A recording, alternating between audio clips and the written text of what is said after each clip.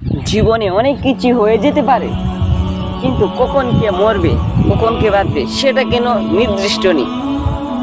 যার হায়াত যতটুকু আছে সে ততটুকুই বাঁচবে, যার হায়াত যতটুকু আছে সে ততটুকুই বাঁচবে, সেই বেশি সে চাইলেও বাঁচতে পারবে না। কিভাবে বাঁচবে সেটা তো লেখাই হয়ে গেছে। কিন্তু আর একটা কথা আছে, বিশ্বনবী সাল্লাল্লাহু আলাইহি সাল্লাম বলেছেন, দোয়া মানুষের ভাগ্যকে পরিবর্তন করতে পারে এবং নেক আমল তার বয়সকে বৃদ্ধি করে। সুবহানাল্লাহ। সেরকম পদ্ধতিতে হতে পারে, কিন্তু হায়াত শেষ হয়ে গেলে সে মারা যাবেই।